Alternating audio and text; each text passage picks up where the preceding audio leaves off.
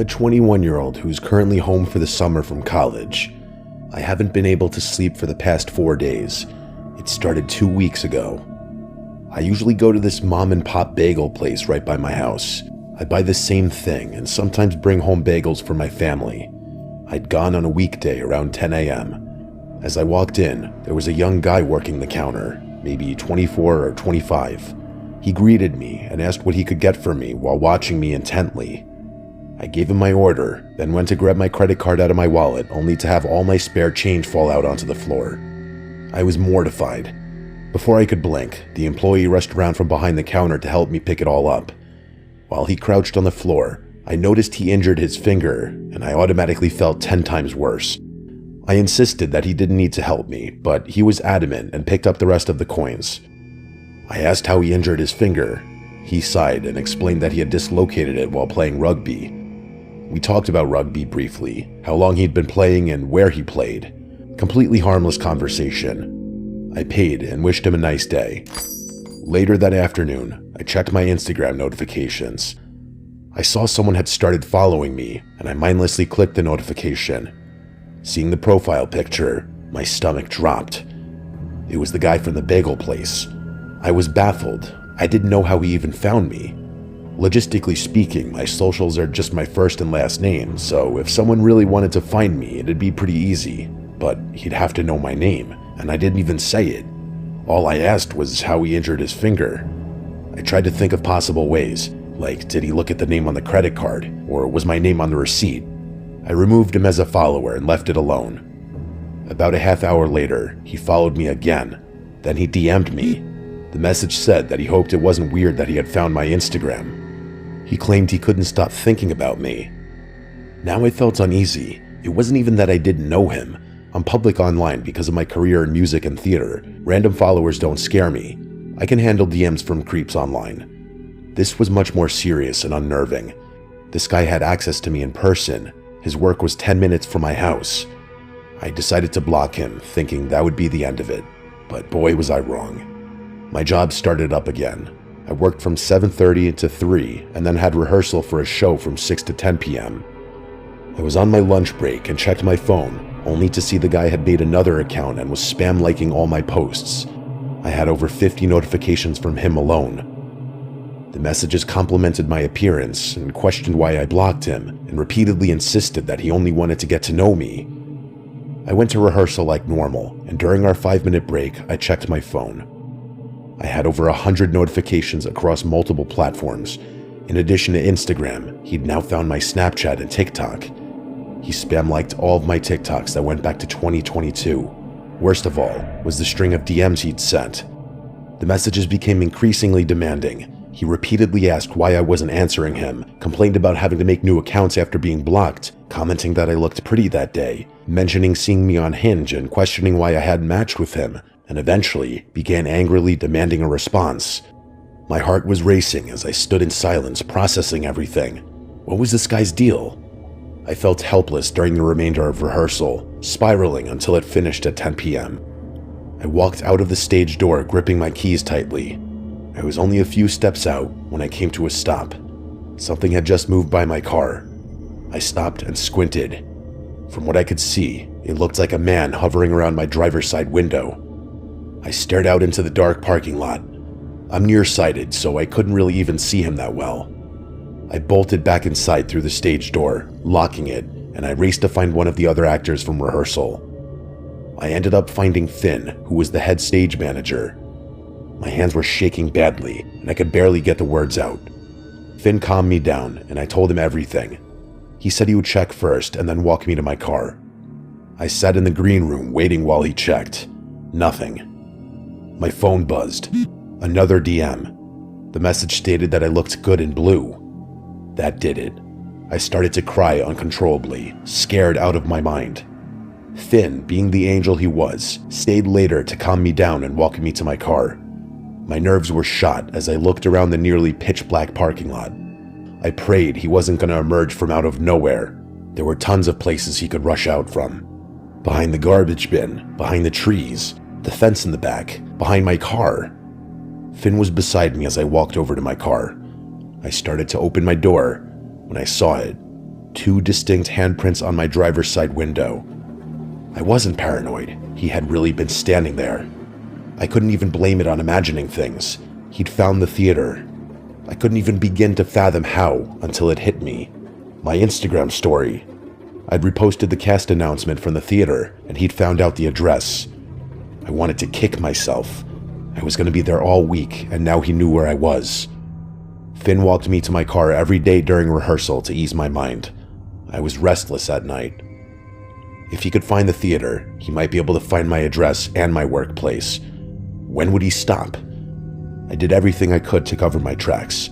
I wouldn't post myself on my story until I'd gotten home. I took an alternate route to work. I warned the theater about him, and I stopped going to the bagel shop. This angered him, and it only got worse. He was blowing up my phone with angry DMs. The messages complained that I had stopped coming into the shop. He asked where I had gone. He questioned why I was no longer at work when expected. He would repeatedly ask where I was, and eventually warned me that he could easily find me. Now I was wondering if I needed to involve the police, or was I being dramatic? Was it serious enough to involve the police? The performance dates were coming up, and I was terrified he was going to come to the theater. I told the theater staff about it, and they told me they'd keep me safe. Eventually, it was opening weekend. I didn't come out to the lobby after the first 2 shows, since no one I knew was able to make it. After the Saturday matinee, one of my friends in the cast came to find me. She told me someone had come to see me and had left flowers. I felt bad, thinking maybe one of my friends had stopped by as a surprise. It was from my stalker. He left a bouquet of flowers and a note. The note said that he was disappointed that I hadn't come to see him after the show. It mentioned that I hadn't returned for bagels and was no longer parking in my usual spot at work, but he claimed that he would be patient. It said the roses would look lovely in my bedroom, and added that I didn't need the stage manager to walk me to my car because I had him. So that was the last straw. I went straight to management with the flowers and note in hand. Apparently some girl they'd recently hired to work box office had let him in. He'd told her he was my boyfriend, and asked where I would come out after the performance so he could meet me. Worst of all, he'd purchased tickets for the entirety of the show's run. The director ended up calling an emergency meeting to explain everything. He was banned by the theater, and his tickets were voided. I haven't heard anything since, and I'm currently trying to file a restraining order against him. I'm just praying he backs off and leaves me alone.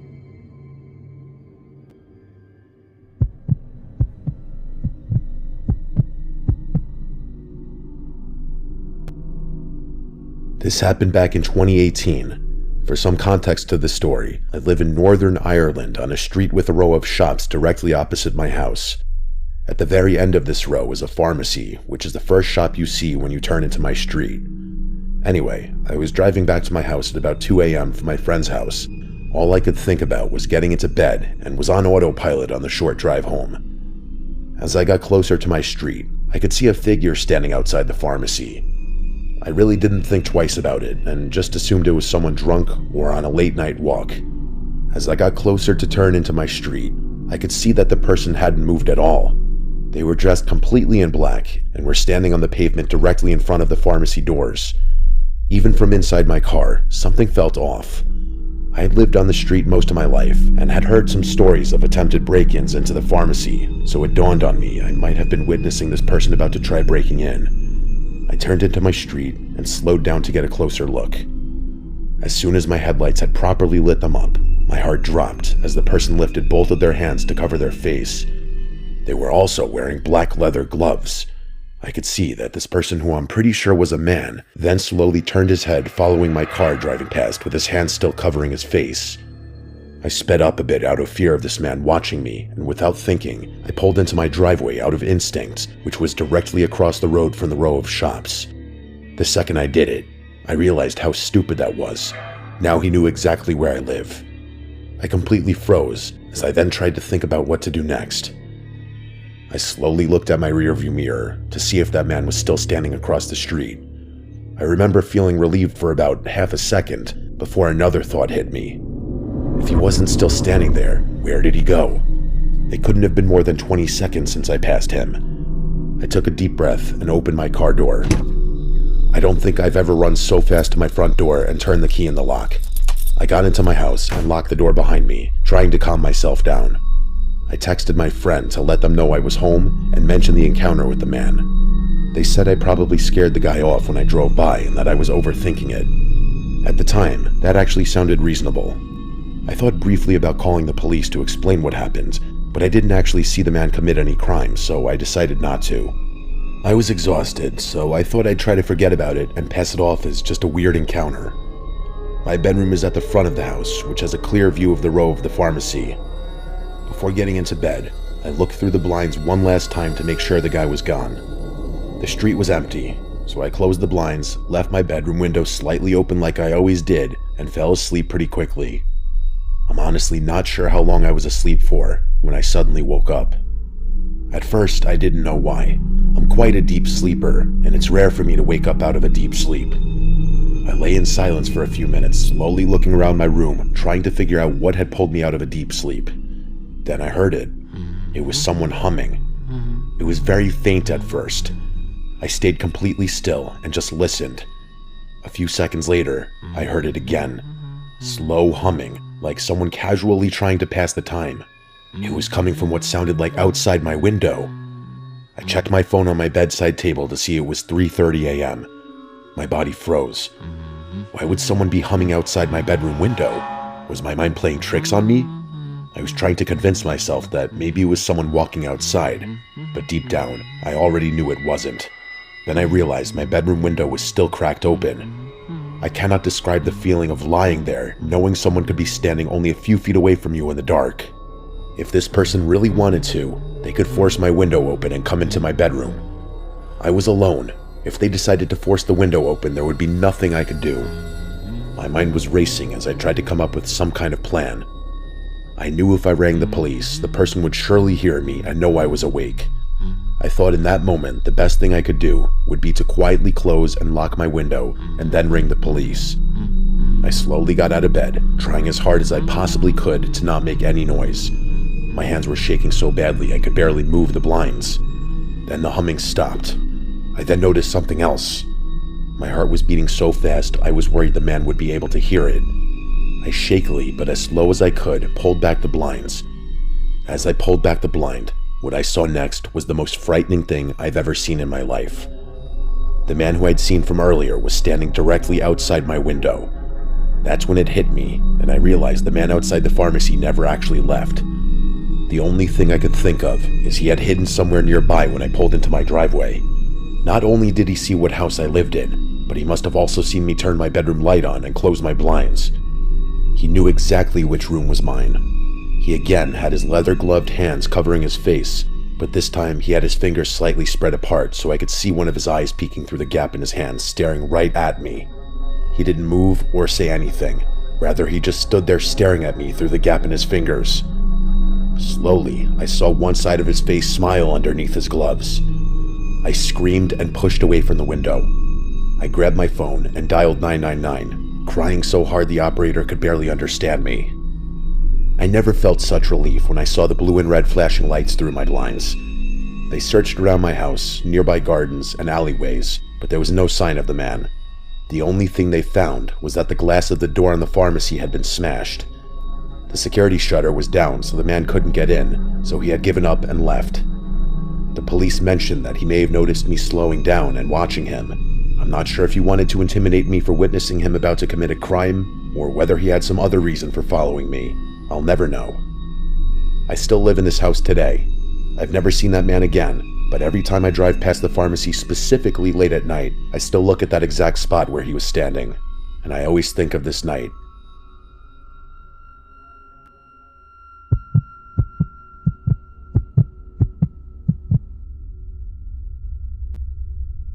Prior to the experience I'm about to share with you, I was never really apprehensive about living alone. As a single 19-year-old, I was excited to gain some independence by moving out of a not-so-good situation with roommates. I was a server in a chain restaurant not too far from my hometown where I was working full-time hours and making decent money for the time. Not a ton of money, but enough to get an apartment of my own. Thankfully, there was an apartment complex down the road from my job that seemed safe and affordable for a single person. Apartments in my price range usually meant not having the most well-behaved neighbors, but despite the low cost of the apartment, Everything seemed normal and relatively safe for the first few months of my lease. I kept a fairly consistent schedule: work, home, repeat. The only time I left my house outside of working was usually just to check my mail at the leasing office or bring my garbage to the dumpsters that were supplied by the landlord. Both of those errands were in the apartment complex less than half a mile away, a detail that will later be important in the events to come. After the first few peaceful months of living on my own, I started noticing strange things happening in my apartment, things I couldn't explain. I came home from work one day and instantly felt like something was off as soon as I stepped inside. It didn't feel like someone was watching me, but it felt more like someone had been there while I was gone. The energy was just different. My apartment was on the second floor, so I had a set of stairs to climb before the space opened up to the living room and connecting kitchen. As soon as I approached the living room, I immediately noticed very large, man-sized muddy footprints all over the carpet and leading into the kitchen. Call me stupid, but I went straight to the kitchen to see if someone was in there. It was empty with the exception of more muddy footprints. The kitchen offered no place for an adult to hide, so I searched the rest of the apartment before taking inventory of my valuables. Nothing was missing, which almost confused me even more than if something had been stolen. I called the leasing office to see if any maintenance workers were scheduled to be in my apartment that day, because that would definitely explain the footprints. They weren't the most professional company, so I thought maybe they forgot to let me know. The leasing office confirmed what I was dreading, though. No maintenance workers had been scheduled to be in my home that day. I had a friend that also lived in that same apartment complex just a few streets away. I told him everything I saw. He chalked it up to me being paranoid and said that I probably walked through my house with muddy boots on and forgot. I know I didn't forget, and I knew I wasn't crazy.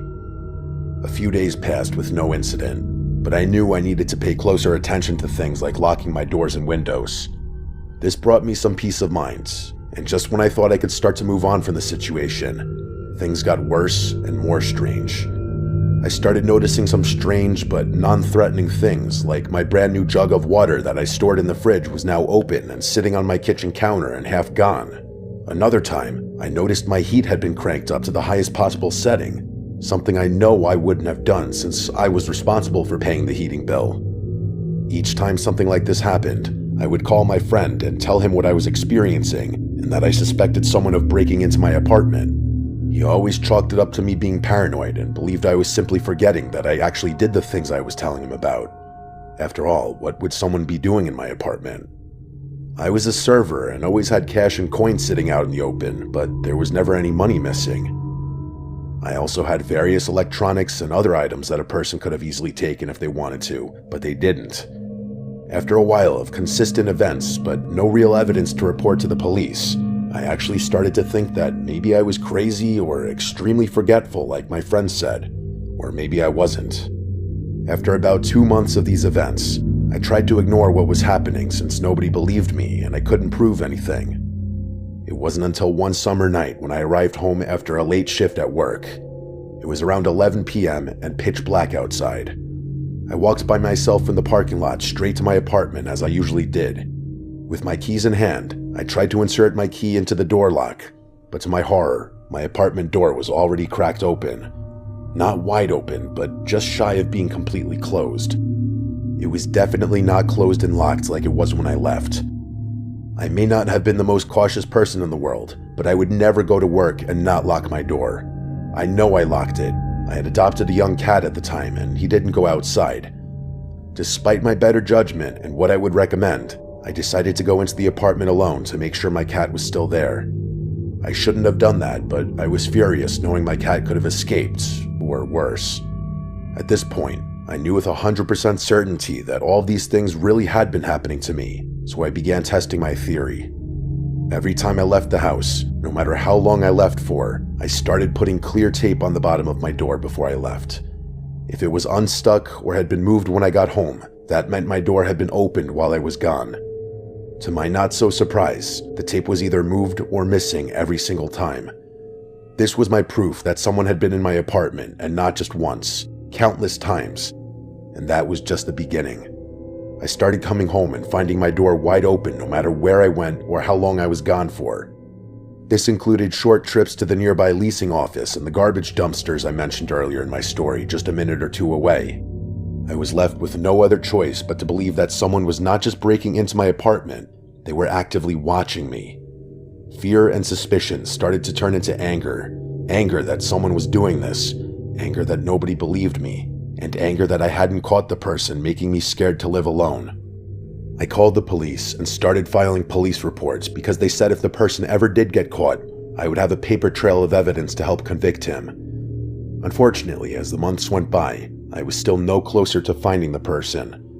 The stalking and harassment became so frequent that I just expected my door to be open each time I arrived home, and it was. I tried to get out of my lease because of how unsafe I felt. The leasing office was unwilling to let me out of my lease or even offer any help at all. My only option was to file police reports with the little information I had. I filed the reports because of suspicion, but I had no solid evidence of a break-in or theft. I was at the point where I had to accept that my life would be this way until I was able to move out. It wasn't until one afternoon when I was relaxing at home on my first day off in a while that I saw something that nobody could deny or pass off as paranoia. My gaming system and multiple other electronics were missing from my TV console. This was my first win, my first "I told you so." I wouldn't think having my items stolen would be a good thing, but this was the first time nobody could deny that someone had been in my apartment. The theft actually made it feel way less creepy than having a man hanging out in my apartment doing God knows what. I immediately called the police, then called my friend, and told them all what I discovered. The police came and took another report with the new information, and my friend was, for lack of a better word, completely flabbergasted and extremely apologetic. My friend started keeping a closer eye on my apartment, even sometimes lending me his dog to be my home security while I was at work. Thankfully, nothing too serious happened after that. I finished the rest of my lease and moved out, never finding out who the perpetrator was. Fast forward 4 years, and I met my now spouse. We needed a cheap apartment to rent, and even though I vowed to never live in that complex again, we figured that things would be normal since we would be living together, and it had been years since my experiences. We were correct at first. Just as my previous tenancy started, things were normal and peaceful. Until one day, I was bringing groceries in from the car when I was stopped by a maintenance worker of the complex. He called me by my name and asked me if I used to live in that apartment and pointed to my former apartment. I was freaked out that this guy not only knew my name, but also knew which apartment I lived in years prior. I instinctively said no and asked him how he knew my name and information. He said the leasing agent woman in the office told him. I took a step back from him because at this point, I was genuinely freaked out. He must have sensed my suspicion of him because he followed up with some information I had been waiting for years. He told me that a former maintenance worker of theirs had recently been fired and arrested for breaking into women's apartments, and he thinks I was one of his victims. I felt a huge but equal mix of fear and relief. Not only did the perpetrator have his own key to my apartment, but he was able to keep such a close eye on me because he lived right across the street. Our front doors faced each other, and our apartments were no more than 50 feet apart. This made things so much clearer. Every time I left for work, checked the mail, did anything outside of my apartment, even for just a few minutes, he was watching and able to enter and exit my apartment so quickly. To this day, I'm thankful that I was never victim of something worse, but I still carry these experiences with me today. Never take your safety for granted. Trust your instincts. Better to be safe than sorry.